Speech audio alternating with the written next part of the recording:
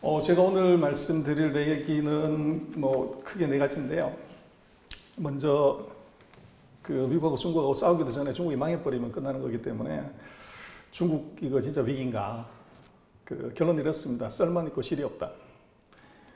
두 번째, 미중의 전쟁 이거 어떻게 되냐 그랬을 때 위태로운 중국이 온다. 중국은 위대한 중국이 온다고 얘기를 하는데 위태로운 중국이 온다. 그렇게 얘기를 드릴 수가 있을 것 같고요. 그래서 미국과 중국이 싸우면 누가 이기냐? 저는 위장하고 급으로 판단해야 될 것 같아요.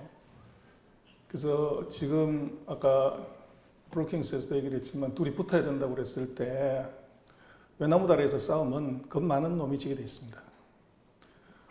호랑이하고 사자하고 싸우면 누가 이기냐? 오래 굶은 놈이 이긴답니다. 누가 더 절박하냐, 절절하냐는 것이 그게 답일 것 같고, 그래서 지금 미중의 관계에서 바이든 대통령이 왜 범 같고 늑대 같은 트럼프를 미국은 버리고 바이든을 선택했는가? 거기에 답은 바이든이 당대 최고의 중국통이다. 40년간 중국의 최고 지도자, 득동을 뺀 등소평 장쩌민 후진타오 시진핑과 협상하고 밥 먹어보고 얘기해본 유일한 사람이기 때문에 뽑았지만 제가 볼 때는 바이든은 역시나 이 바이든의 덫은 역시나 또 중국이다. 그렇게 얘기할 수 있을 것 같고요. 그래서 이 싸움에서 지금 바라보는 중국의 생각은 이런 것 같습니다. 피보다 진한 것은 없다 이렇게 이제 동맹은 얘기를 하지만 피보다 진한 것이 있습니다. 바로 돈입니다. 그래서 중국의 굴기, 중국의 생각은 이 B급 패권국하고 B급 강대국이 싸우면 고약한 것은 편가르기를 합니다. 그래서 결국은 이것은 피는 물보다가 진하다고 하지만 피보다 진한 이제 돈이 결정을 짓게 되는데 최근 이제 아마 1년간의 사태를 놓고 보면 이 돈 없는 을이 있는 나라는 돈 있거나 자원이 있거나 공장이 있는 을이 없는 나라를 절대 못 이깁니다. 그래서 이 중국은 어느 쪽에 서냐 하는 거지만 우리가 서야 될 거는 뭐 아주 간단한 것 같습니다. 그래서 중국의 입장에서는 새로운 전략 하나를 갖고 나오는데요. 공부론이라는 걸 갖고 나옵니다. 그래서 공부론이 뭐냐 그러면 공부 열심히 해야 된다는 공부론이 아니고 공동부유론입니다. 시진핑이 40년의 이 미국 시스템을 받아들여서 미국과 경쟁할 수 있는 정도의 수준으로 올라온 중국을 금년부터 앞으로 30년 동안 홀랑 뒤집습니다. 그래서 이 중국식 중산층 만들기 프로젝트가 성공하냐 못하냐가 결국은 이 미중의 전쟁에서 끝판이 보일 것 같고요. 한국은 어떻게 할 것이냐인데 아까 말씀을 드렸지만 을이 없는 이 나라가 살아남는다.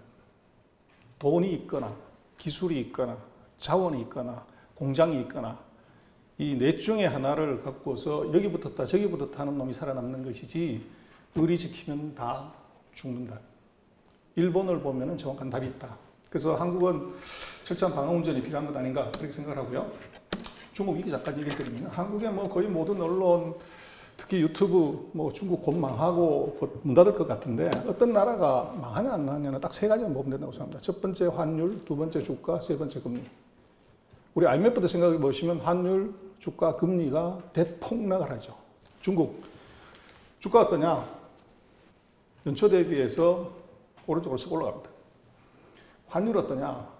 망한다면 대폭락을 해야 되는데 7.13에서부터 지금 6.3까지 절상이 돼요.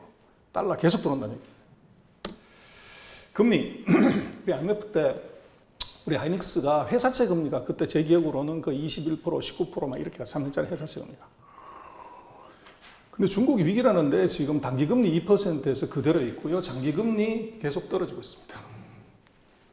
그래서 이거 좀 엉터리다. 그렇게 얘기 들 수 있고 왜 안 보이고 어떻게 되냐. 외국 돈 중국에서 다 빠져나간다 이런 얘기 많이 하는데 거의 엉터리입니다. 외환보유고 사상 최고치입니다.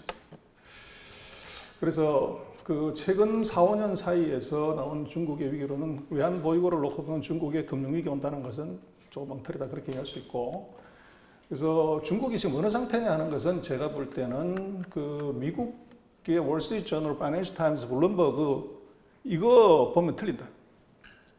제일 정확한 건 뭐냐면 돈한테 물어봐라. 세상에서 가장 총명한 것은 아인슈타인도 아니고 하버드 박사도 아닙니다. 돈입니다.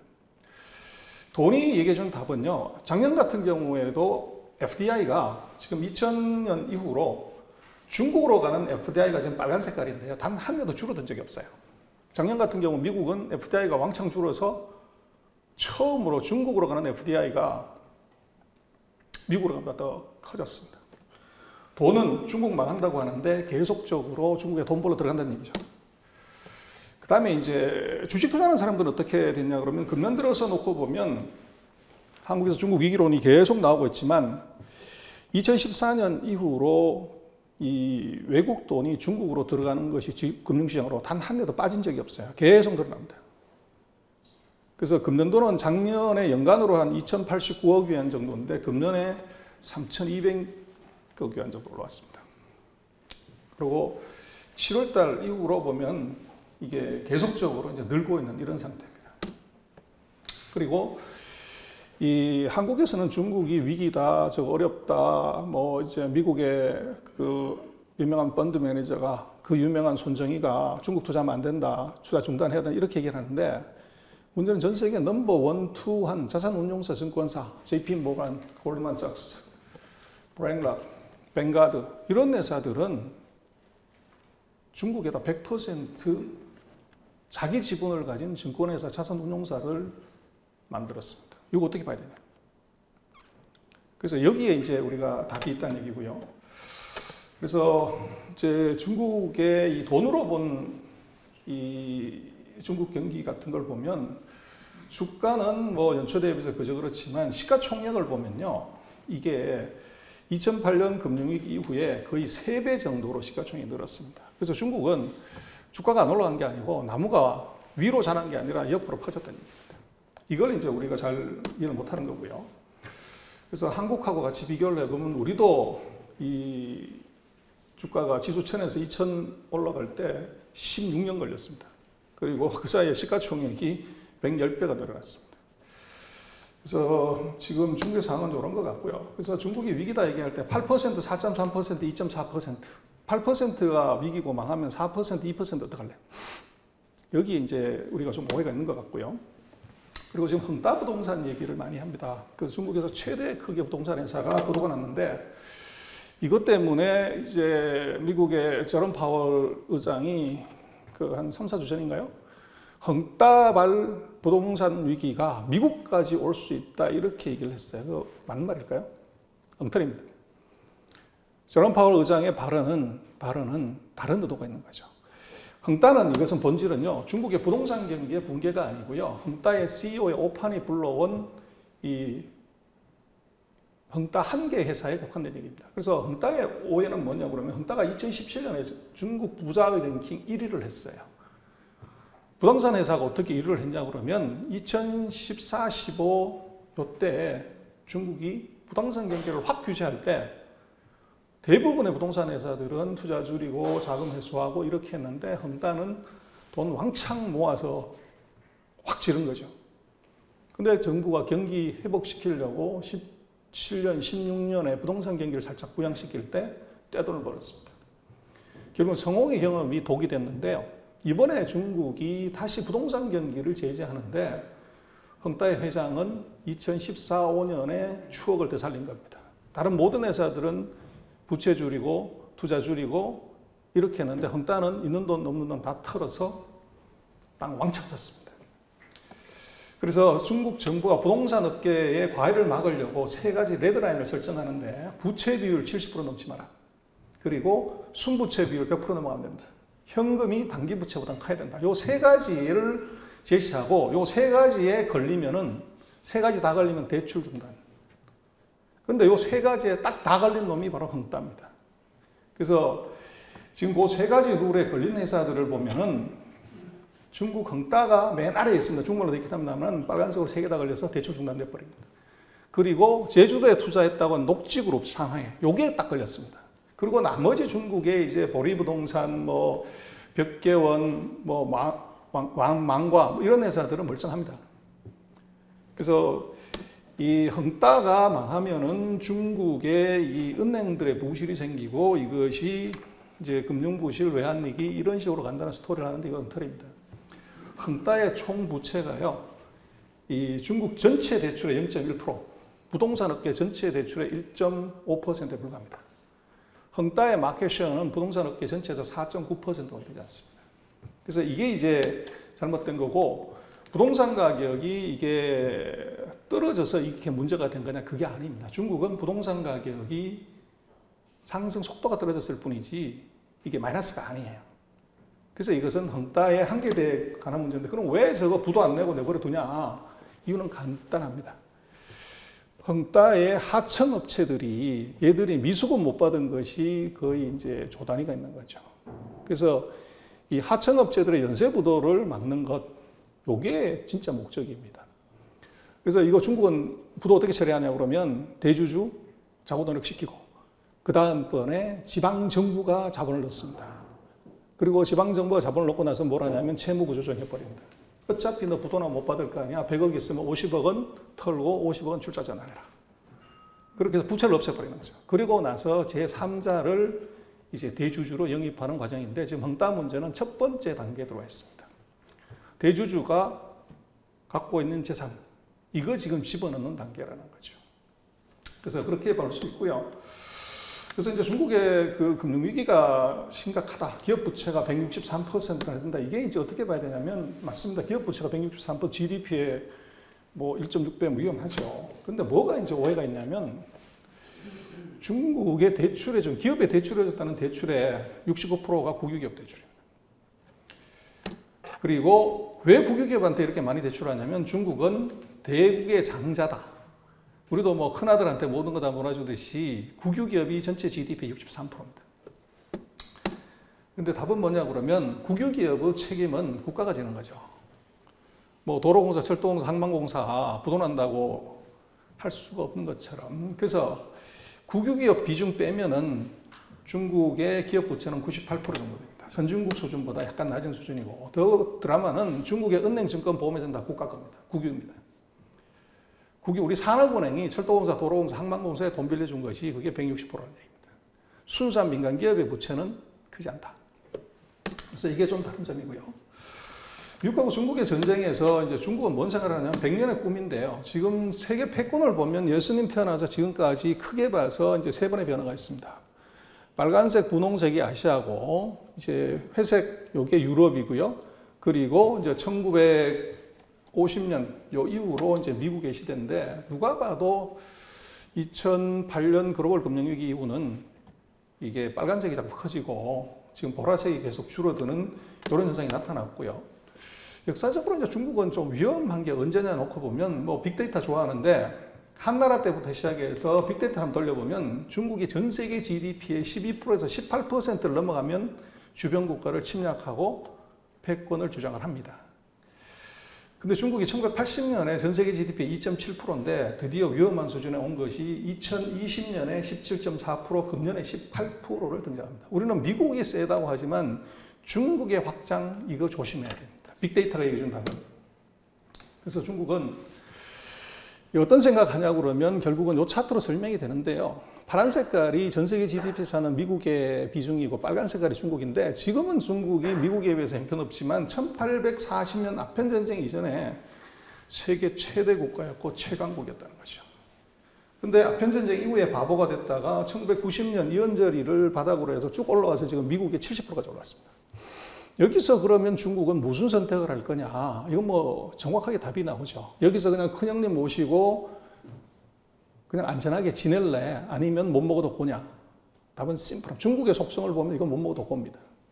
이게 바로 이제 시진핑 시대의 그 중국의 꿈이고요. 그럼 앞으로 어떻게 되냐 그러는데, 결국은 이게 그 무역 전쟁을 했지만 제가 볼 때는 무역 전쟁에서는 미국은 죽었다 깨도 중국 못 죽입니다. 그러면 또 중국에서 공부를 했다고 그런 얘기를 하면 되냐고 그러지만 이미 결과가 있죠. 트럼프하고 시진핑하고 2년 반 동안 무역전쟁에서 누가 이겼을까요? 우리 언론, 우리 시각은 트럼프의 완승, 시진핑의 완패라고 하는데 결과는 어떻습니까? 완승이었으면 선거에서 이겼겠죠. 미국 국민이 바라보는 트럼프의 무역전쟁은 실패다. 그 다음 무슨 전쟁이냐고 그러면 기술전쟁이고요. 제가 볼 때는 미중의 전쟁은 이것은 금융전쟁이지 기술전쟁, 무역전쟁 아닙니다. 미국은 무역으로 시비를 거는 것이고요. 기술로 목을 조르고 금융에서 돈 털어서 중국을 거지 만드는 전략이 이것이 이제 미국의 대중 전략이다. 그렇게 보시는데 그래서 역사적으로 최근 500년간 스페인, 네덜란드, 포르투갈, 영국, 미국을 보면은 이 똑같은 패턴을 거칩니다. 모든 대국은 제조대국부터 시작해요. 힘없는 패권국 없습니다. 그래서 제조를 많이 하게 되면 생산 과잉을 무역으로 해소하고 무역에서 치명적인 결함인 대금 회수를 하기 위해서 해군력을 기르게 됩니다. 그렇게 되면 필연적으로 군사대국이 되고 그렇게 해서 돈 끌어모으면 금융대국이 되죠. 이 500년간의 세계 패권을 보면 이 룰에서 벗어난 게 없습니다. 네덜란드, 스페인, 영국, 미국 다 군사대국이죠. 그리고 금융이 세죠. 근데 문제는 지금 제조, 무역 누가 1등이냐? 중국. 군사 미국, 금융 미국.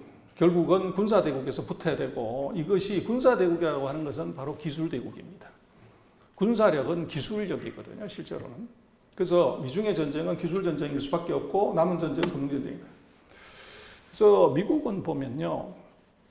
2등 주기는 다 이골이 났습니다.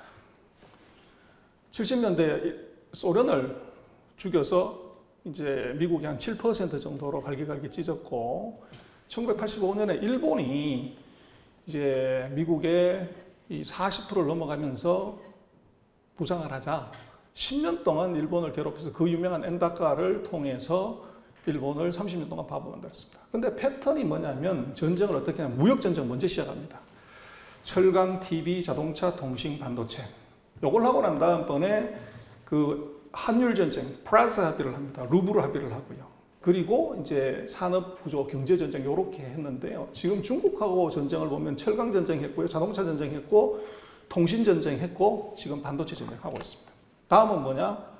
안 봐도 비디오죠. 금융입니다. 그래서 일본을 미국이 어떻게 죽였냐고 그러면 여러 가지 얘기를 할 수 있지만 바로 요 차트 하나로 설명이 되는데요. 이 미일 반도체 협정과 엔다카로 죽였습니다. 환율 53%를 한 방에 절상시키면서 일본을 바보 만들었고 우리 한국이 지금 반도체가 세계적인 경쟁력을 가졌지만 미국이라는 나라가 없었다고 하면 우리는 그런 기회는 없었을 겁니다. 미일 반도체 협정을 3번 86년부터 5년 단위로 3번 연장하면서 일본의 반도체는 사라졌죠.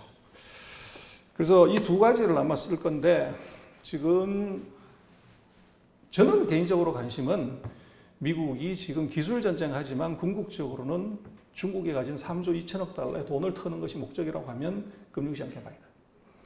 일본의 경우를 보면 환율이 이게 230엔이 120엔대로 53%나 절상. 우리 같은 경우 1100원 환율이 550원 되면 주가는 어떻게 될까요?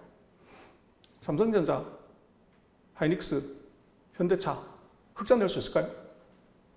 그럼 주가가 태봉락해야 되는데 니케이 같은 경우는 85년부터 89년까지 주가가 6,900에서 39,000까지 올라갑니다.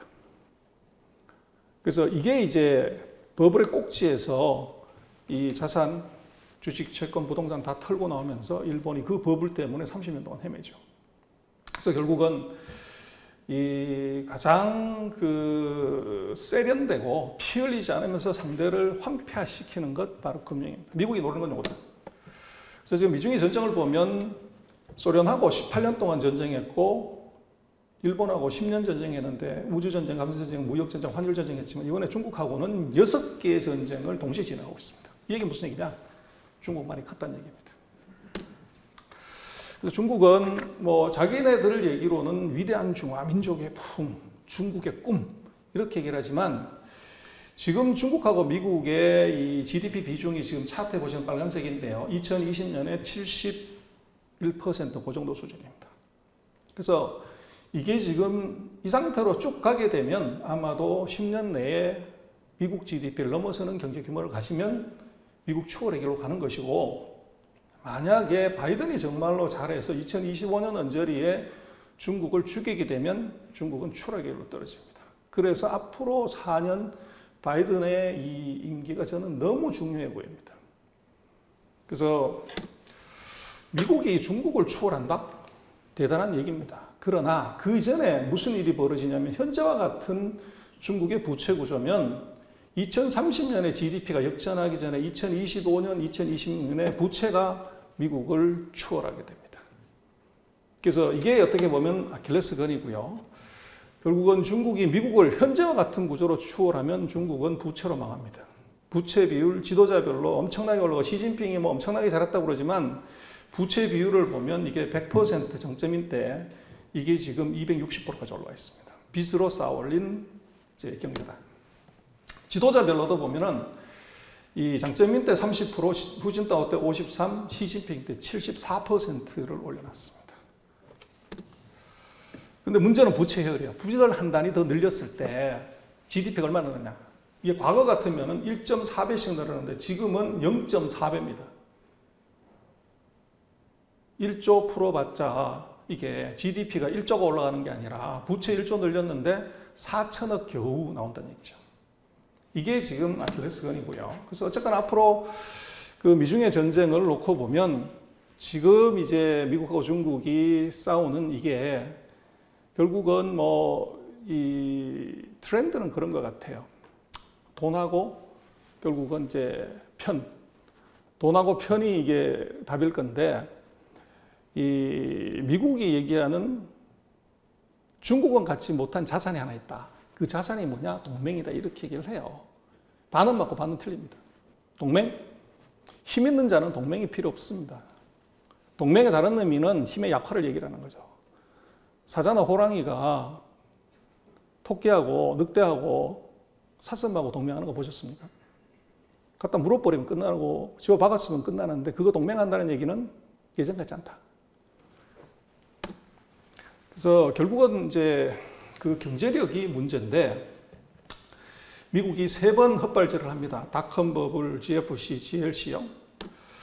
그래서 결국은 이게 중국하고 일본의 경제력을 놓고 보면 이게 노란 색깔이 이제 보여드렸던 중국이고, 점선이 그 중국하고 일본의 비율이고, 파란 색깔이 일본하고 미국 비율인데요. 확실하게 세대 교체를 하고 있습니다. 발언권의 의미는 아까 말씀 올렸습니다만은 이게 피보다 진한 돈이 얘기를 해주는 것이고, 이걸 키우냐 못 키우냐가 이제 관건인 것 같아요.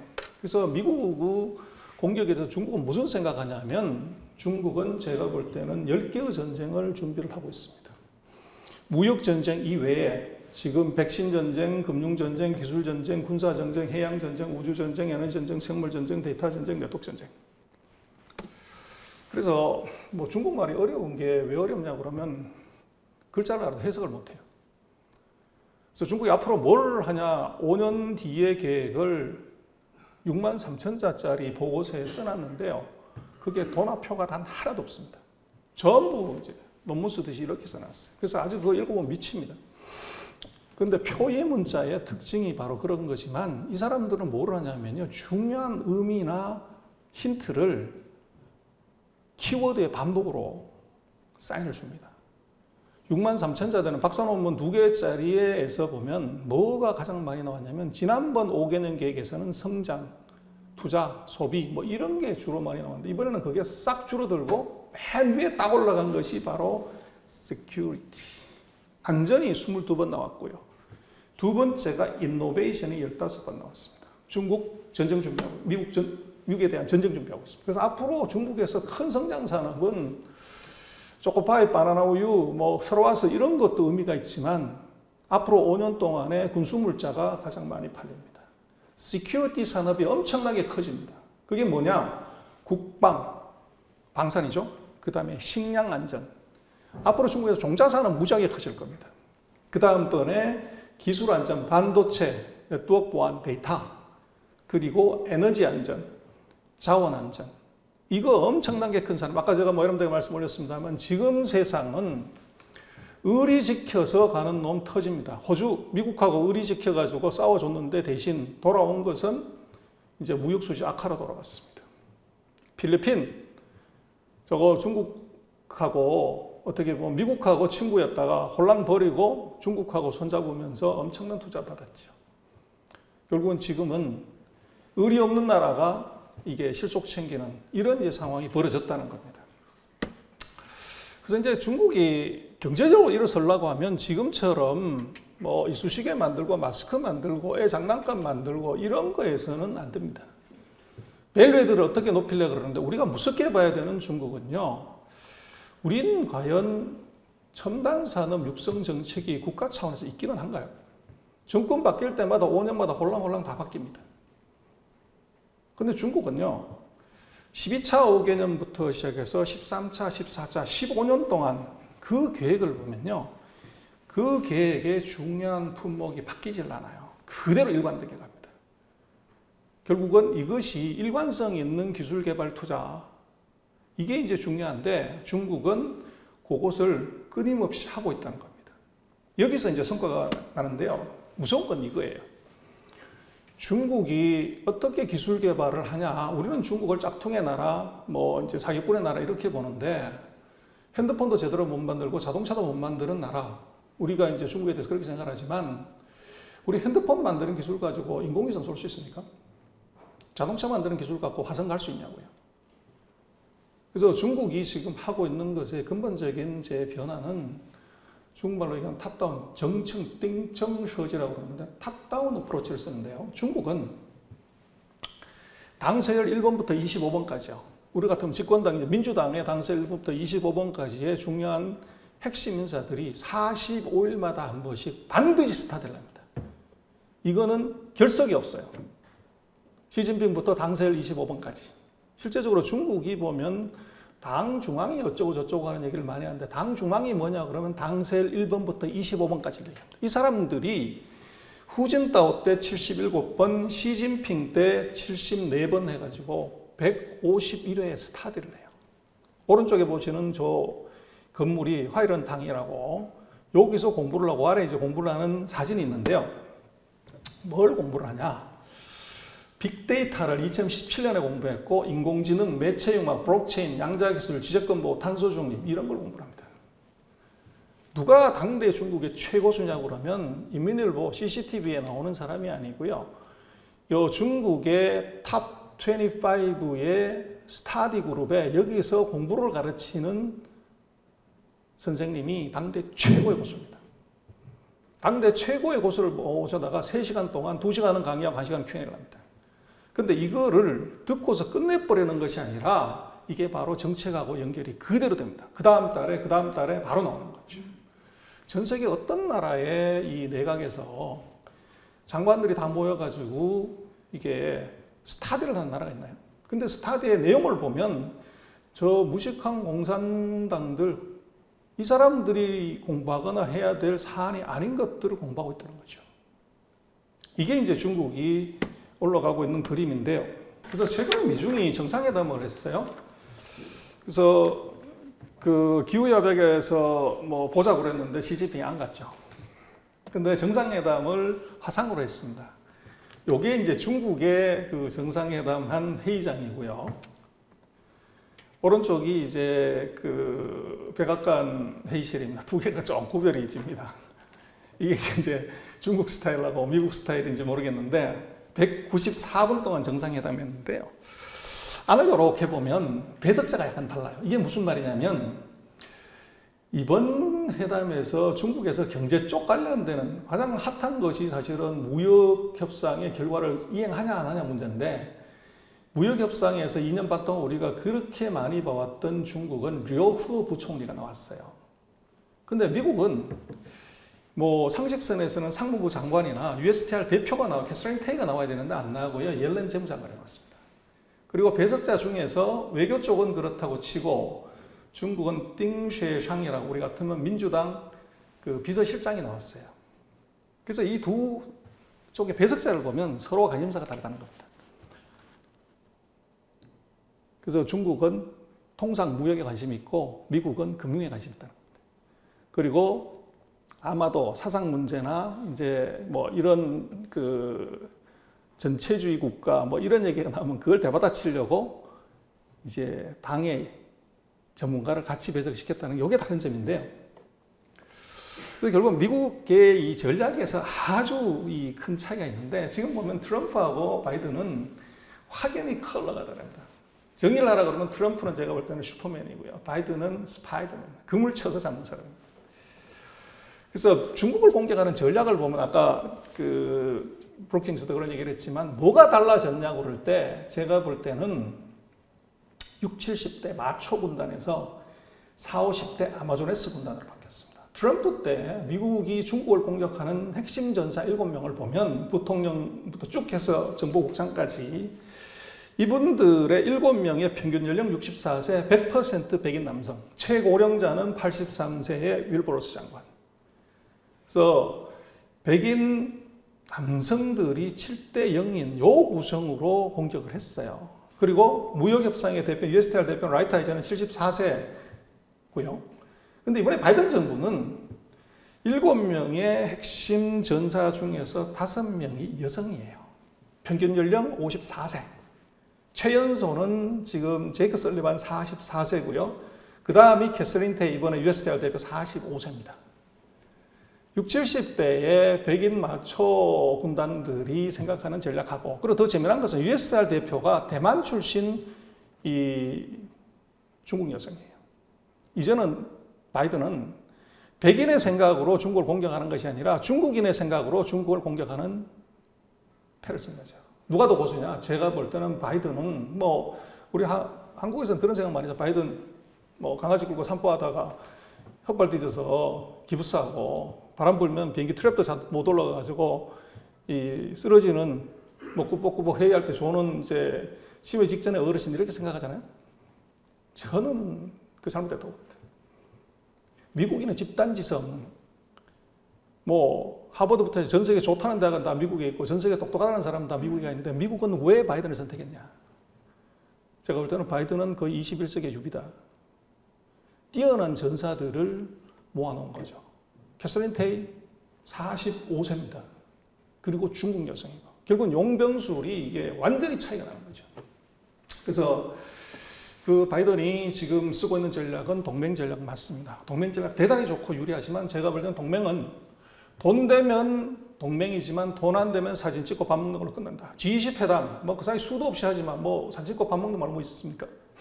이유는 돈이 안 되기 때문에 그런 거죠. 근데 결국은 바이든의 경우는 이 쿼드 얘기를 하지만 쿼드는 뭐 입으로만 얘기를 하고 실제로는 반도체, 배터리, 히토류, 의약품 이걸로 경제 동맹하자는 거죠. 결국은 이게 바이든이 왜 고수냐고 그러면 돈 되는 걸 들고서 동맹을 한다는 겁니다. 그래서 바이든의 전략 대단히 좋습니다. 그러나 안타까운 것은 저는 바이든은 트럼프하고 같은 길을 갈 가능성이 대단히 높고 있다. 이유는 첫 번째는 가버넌스 리스크입니다. 퇴임하실 때 82세인데 다음판 연임하실까? 뭐 안 하실 가능성이 높겠죠. 그랬을 때 정권 바뀌면 어떻게 되냐. 그래서 미국은 뭐 정권이 바뀌어도 대중국 전략은 바뀌는 게 없다고 그러는데 맞습니까?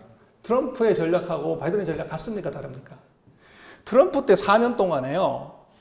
IT 산업에 어떻게 보면 메카인 미국에서 단 한 건도 실리콘밸리를 위한 정책이 없었습니다. 5G가 한 번 언급하고 나서 뭐 들어보신 게 있으신가요? 근데 4년 동안 내리 떠들었던 게 뭐냐면 방산, 석유, 자동차, 농산물이었습니다. 공화당의 표밭, 그것만 계속 얘기를 한 거죠.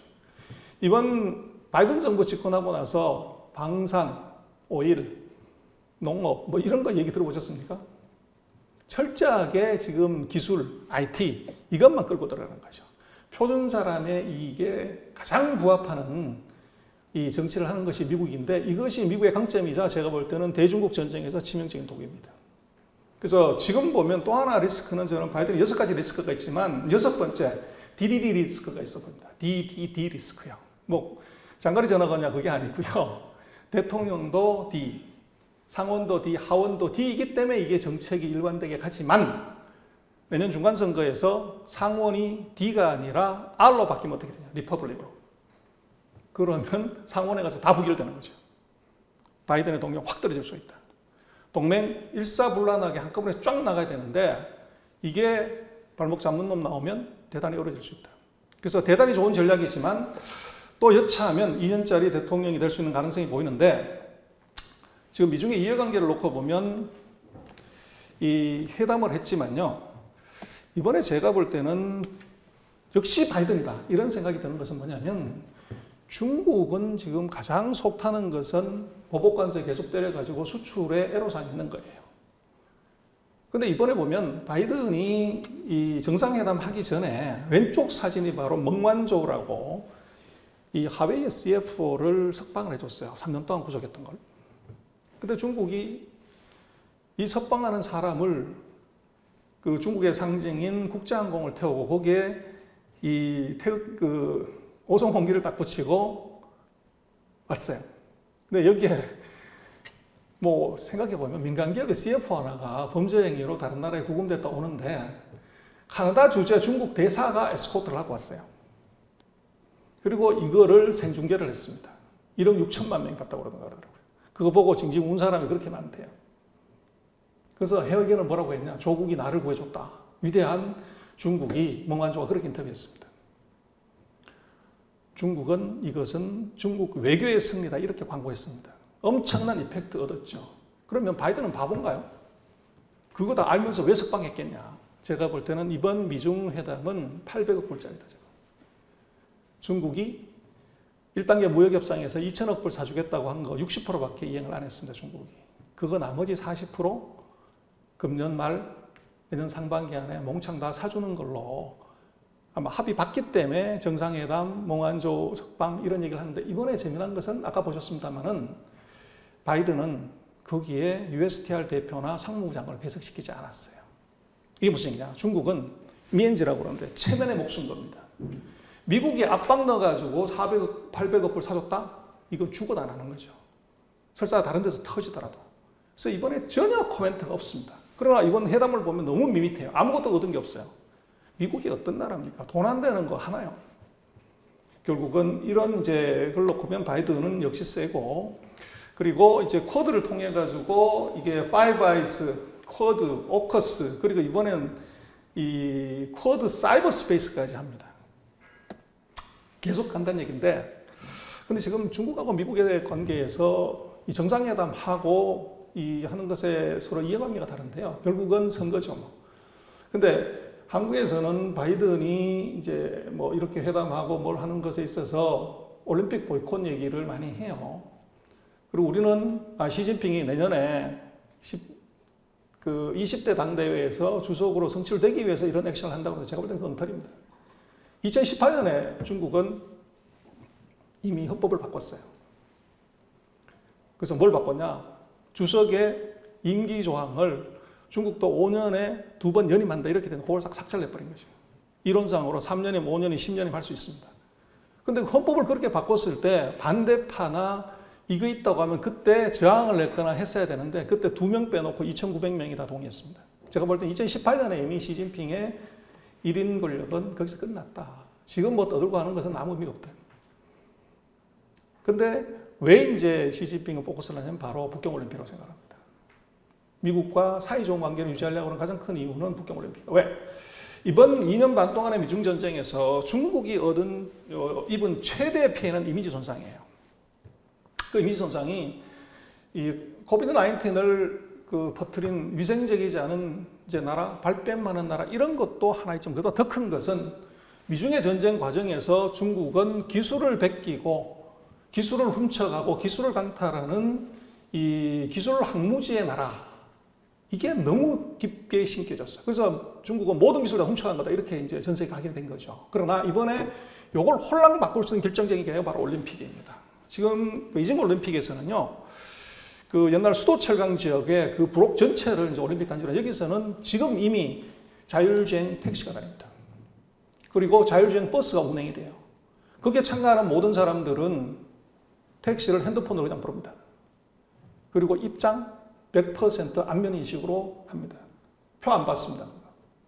그리고 모든 결제는 중국이 개발한 EPDC라고 뭐 서방에서는 CBDC라고 하는 정부가 발행한 전자화폐를 쓰게 됩니다. 근데 지금 전 세계에서 어느 나라에서 특정한 지역이든 한 개 도시든 간에 자율주행 자동차, 버스, 전자화폐, 안면인식으로 모든 것을 결제하는 나라가 없습니다. 그래서 이걸 전 세계에다 보여주는 순간에 중국의 짝퉁의 이미지, 기술 짝퉁의 이미지를 원방에 해결할 수 있는 저렇지 않습니다. 근데 미국이 요거 알고 있는 거죠. 보이콧합니다. 유럽 보이콧합니다. 그랬더니 중국이 선수를 쳤어요. 이번 올림픽에서 우리는 여러 가지 이유로 관광객을 안 받는데 선수만 오면 된 거죠. 근데 선수하고 기자단만 오면 전 세계 어떤 나라 기자가 지금 자율주행 자동차가 시내에 돌아다니고 자율주행 버스가 돌아다니고 안면인식에서 아무데도 표받는 데가 없는 얼굴로 그냥 결제하고 하는 이거 보도 안 할까요? 제가 볼 때는 이거 노리는 겁니다. 기자단만 오면 된다. 그래서 이런 문제가 있고 바이든 같은 경우는 뭐 잘 아시는 것처럼 지금 중간선거를 역대를 보면요. 이 DDD 또는 RRR이 된 것은 대통령 집권하고 1980년 이후에 딱 4번이 있었는데 그것은 집권하던 시기에 그렇고 중간선거에서는 미국은 단 한 번도 모든 것을 DDD, RRR로 해준 적이 없습니다. 중간선거 때는 반드시 야당을 셋 중에 하나를 반드시 주는 거죠. 바이든 그렇게 되면 이제 골치 아픈데 이번에 이 인구조사수 변동 때문에 텍사스, 콜로라도, 플로리다, 몬타나, 노스캐롤라이나, 오리건 같은 데는 요게 지금 선거구가 늘어났어요. 그리고 전통적인 이제 민주당의 텃밭인 실리콘밸리하고 월스트리트는 표수가 줄어들어요. 그럼 무슨 문제가 생기냐? 지금 이미 바이든의 지지율이 추락하기 시작을 하고 바이든의 지지율을 보면 역대 6명의 대통령 중에서 취임 300일, 304일 기준으로 트럼프 하나 빼놓고 가장 낮습니다. 그럼 보나마나 중간선거에서 이 상원에서 터질 확률이 높은 거죠. 그럼 이거 어떻게 해결할래? 거기에 중국을 쓰는 겁니다. 바로 중국이 지금 목표 60%밖에 안 했던 요거 나머지 40%를 이 공화당 지역의 상품 구매로 이걸 연결을 시키려고 하는 거죠. 그래서 제가 볼 때는 금년도에 연말, 연초에 미중 관계는 아주 우아하게 가겠지만 아마 내년 중반, 중간선거 앞두고 나면 미국과 중국은 이 미국의 이해관계 때문에 아마 중국을 세게 압박할 수밖에 없는 결국은 표는 중국을 어떻게 누르냐는 것에서 표가 나오는 것이지 GDP 이미 밑으로 꺾어지는 판에 GDP를 올려서는 표가 안 나오는 거죠. 그래서 내년 중반은 정말로 미중 관계가 금년은 말만 떠들었지 실제로 아무 액션이 없었지만 아주 이 심각한 사태까지 적어도 보여줘야 되고 또 한쪽에서는 그걸 망가뜨려야 되기 때문에 이것은 이게 피 터지는 싸움이 내년 상반기에 시작됩니다. 그래서 금년보다는 금년 연말 연초는 웃으면서 지나가지만 내년 중반이 아주 위험하다. 그리고 공부론 얘기를 잠깐 드리면요. 중국은 이 100년 계획을 세워요. 1921년에 공산당 세우면서 2021년에 이 중산층 뭐 이제 인당소득 $10,000의 이 중진국 만들겠다. 이걸 목표로 세웠고 1949년에 나라를 세우면서 100년 뒤에는 이게 대동사회 선진국 되겠다 이런 얘기를 해요. 근데 문제는 이 등소표 모택동이 사회주의를 처음 갖고 들어와서 공부론이라는 걸 시작을 했다가 4,200만 명을 굶겨 죽였습니다. 대학시 운동을 하다가. 그리고 그걸 막으려고 10년 동안 문화대혁명을 하면서 중국 사회를 또한 10년 후퇴시켰고요. 그 이후에 이제 등소평이 등장하면서 고양이를 들고 나옵니다. 흰 고양이, 까만 고양이 누가 줬냐? 그랬더니 둘 다 아니고 지만 잘 잡으면 돼. 그걸 40년 동안 했더니 미국의 70%까지 올라왔습니다. 근데 여기서 이제 문제가 생긴 것이 있는데 이 문제를 해결하려고 들어간 것이 바로 빵입니다. 고양이 다 버리고 이제 빵을 갖고 오는 거죠. 미국에 대항할 정도로 큰 이제 지위를 가졌지만 이 중국이 지금 걸린 문제는 뭐냐 그러면 바로 요겁니다. 이 4,200만 명을 굶겨 죽였는데 시진핑은 집권하면서 절대 빈곤 인구 1인당 하루 1.5달러 이하로 살아가는 가난한 사람이 9,900만 명이 있었는데요. 요거 절대 빈곤을 없앴습니다. 그래서 이제 배고픈거 끝나고 나면 그 다음번에 뭐냐. 이 문제를 해결 못하면 정권이 이제 위험해진다고 보는데 거기에 지금 시진핑이 들고 나온 것이 바로 공동부유론입니다. 그래서 공동부유론의 의미는 뭐냐 그러면요. 요겁니다. 중국식 중산층 만들기인데요. 우리는 저 공동부유 그러면 다시 n분의 1로 나눠 먹겠다 생각하지만 아닙니다. 그것은 정치 고어고요. 이게 1인당 소득 $10,000에 파이 나누기 해봤자 개뿔 뭐 낙물 것도 없죠. 그래서 중국은 2035년까지 2020년 GDP의 2배의 파이 키우기를 하면서 나누겠다는 겁니다. 근데 우리는 이제 파이 나누기에 너무 집중하다 보니까 그 중국이 다시 모택동 시대로 돌아가는 것이다 그러는데 그건 아닙니다. 그래서 이 얘기는 뭐냐 그러면 중국은 지금 현재 31% 정도 되는 중산층을 앞으로 15년 동안 이걸 45% 정도 한 50% 올리겠다는 겁니다. 그래서 이게 이제 답인데 지금 연간 72,000 이하 인구 지금 3억 6천만 명. 그래서 이 사람들을 중산층 소득 3억 6천만 명 대열로 올리는 겁니다. 그러면 이제 미국 인구만한 인구들이 소비력을 가진 인구로 등장하는 거죠. 이게 이제 시진핑의 그 공부론인데요. 그래서 뭐 왜 이렇게 하냐 그러면 한 가지인데 배고픈 건 참을 수 있지만 배 아픈 건 못 참는 건 우리도 비슷한데 중국은 더 심합니다. 그래서 중국에 최근 40년 동안 고양이 가지고 그렇게 성공했지만 도시하고 농촌의 소득 격차를 보면 78년에 2.6인데 지금도 2.6입니다. 상대 빈곤 안 받겠다는 거고요. 그 다음에 이게 문제인데 상위 1%의 소득이 하위 50% 소득보다 큽니다. 상위 1%의 이 재산이 하위 50% 재산의 5배가 돼요. 그래서 중국에 부자가 있을까요? n분의 1로 나눠 먹게 하는 공산주의 사회에서. 근데 놀랍게도 중국에 부자가 있는데요. 포브스 100대 부자 중에서 20명이 중국 부자입니다. 중국에서 1등하는 부자는 전 세계 부자 랭킹 18등입니다. 종산산이라 우리 같으면 제주 삼다수 하는 농부산점 회장이에요. 근데 우리나라는 어떠냐? 중국보다 더 3.2배나 퍼캡ita 인컴으로 보면 뭐 32,000달러인데 우리나라 1등 부자가 156등입니다. 글로벌 랭킹. 우리나라 1등 부자는 중국의 이 20등 부자에도 못 들어갑니다. 엄청난 이제 빈부 격차가 있는 것이고 그래서 이걸 어떻게 해소하냐 그러면 지역 격차, 노동 격차, 수익 격차인데 요거를 1차 분배, 2차 분배, 3차 분배 하겠다는 게 요즘 언론에서 그렇게 많이 나오고 있는 중국의 이 공동부유론의 이 방법인데요. 그래서 시진핑식 법치를 한다는 얘기인데 요 문서 한 장이 알리바바, 탄센트, 뭐 신동방, 디디추싱 하는 중국의 플랫폼 기업의 주가를 대폭락시켰습니다. 이게 뭐냐면 앞으로 법으로 이 불공정한 부의 분배를 바꾸겠다는 겁니다. 그래서 그걸 자세히 읽어보면 뭐 굉장히 긴 얘기가 나오는데 제가 빨간색으로 좀 반독점, 디지털 경제, 인터넷 금융, 식품, 의약품, 노동보호, 금융서비스, 소비자 권리보호, 교육 여기에 해당되는 사람 다 죽었어. 그래서 거기에 해당되는 게 최근 우리가 봤던 주가가 대폭락하는 40%에서 90% 주가가 폭락하는 일이 벌어졌습니다.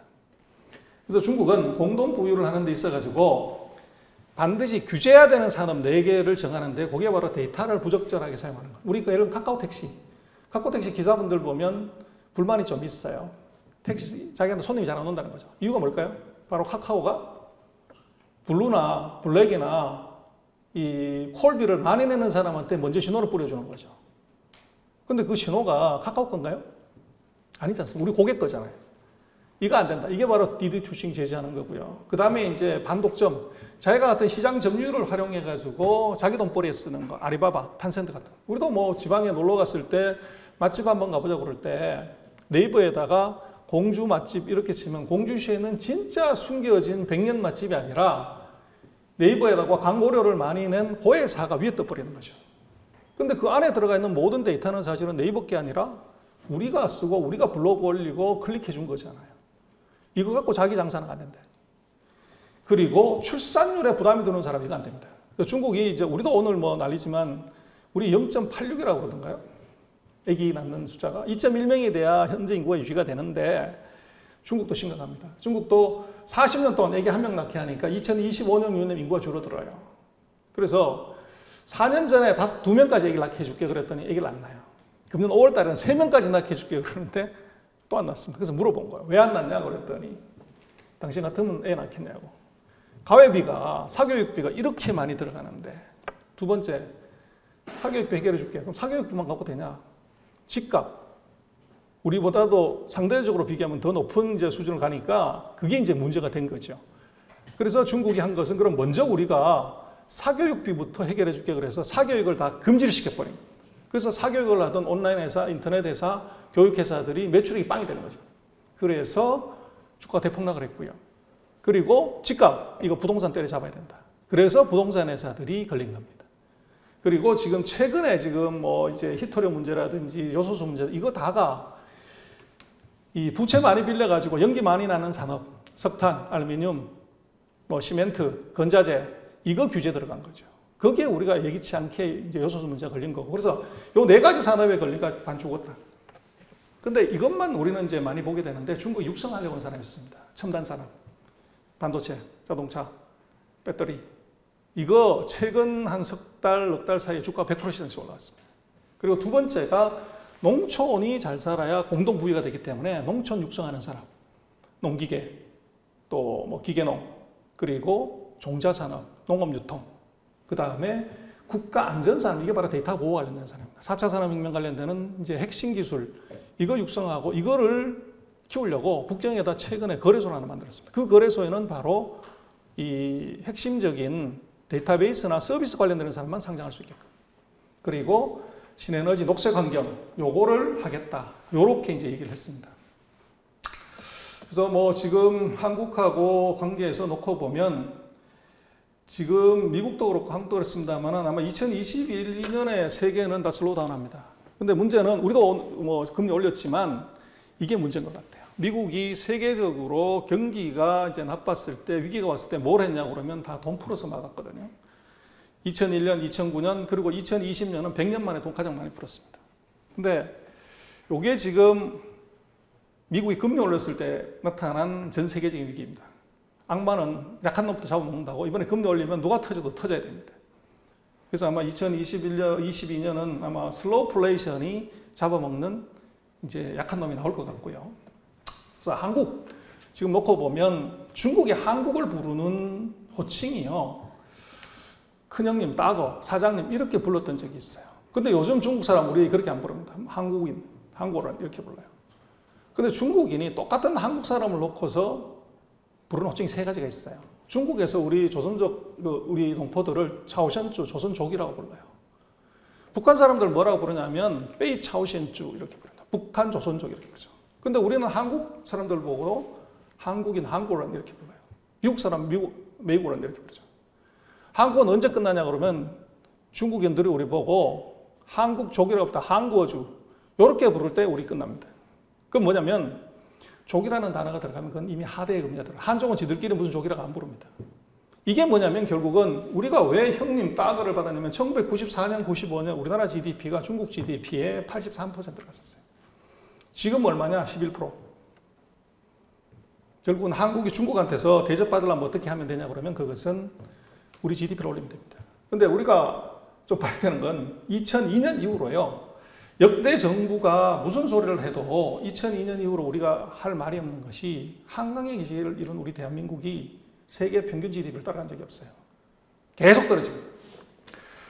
그래서 결국은 이게 한중 관계, 한일 관계 다 경제와 관련했는데 한국의 갈 길 중국하고 뭐 미중이 싸우든 말든 우리가 해야 되는 것은 다시 우리가 중국 GDP의 82%로 앞으로 중국이 30년 동안 뭘 하겠다는 동안 이걸 할 프로젝트를 안 하면은 중국한테 계속 당한다.